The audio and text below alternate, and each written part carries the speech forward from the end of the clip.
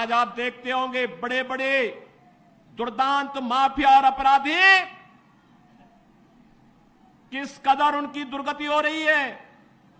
आप देख रहे होंगे जिनके नाम से ही लोग कर्फ्यू जैसा माहौल होता था, आज उनकी दुर्गति क्या है हर व्यक्ति देख रहा है।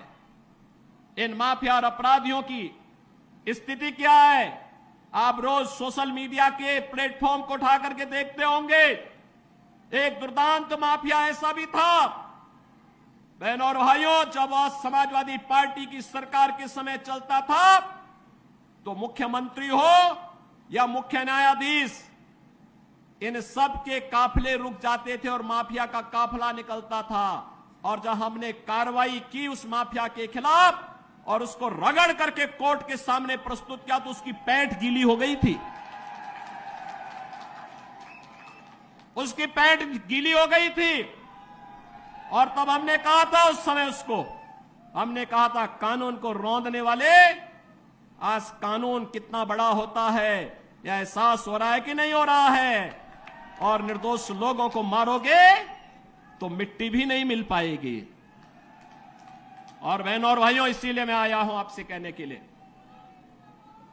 देखो जिनकी गर्मी हम शांत कर चुके हैं उनको गर्म मत होने दीजिए। अब इस क्षेत्र को विकास की मुख्य धारा के साथ जुड़ने दो। उनकी सबकी गर्मी शांत हो गई है, वे गए काम से।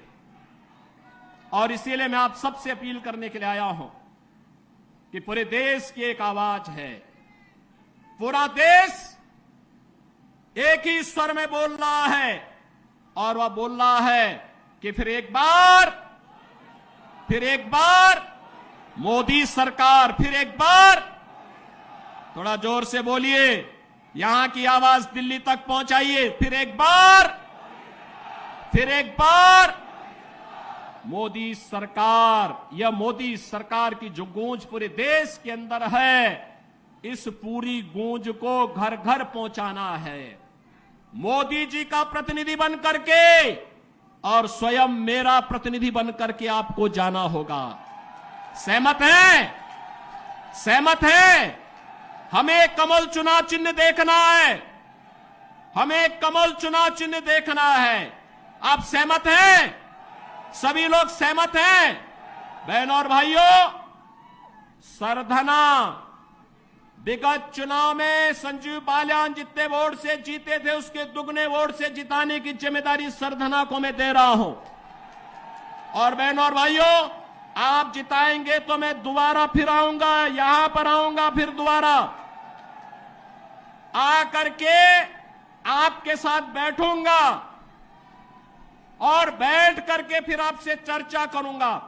और इसीलिए आपसे अपील करने के लिए मैं आया हूं, यह जिम्मेदारी आपकी है। मोदी जी को तीसरा कार्यकाल मिलना चाहिए, क्योंकि मोदी जी के नेतृत्व में हमारा भारत ग्लोबल पावर बनेगा, दुनिया की एक बड़ी ताकत बनेगा।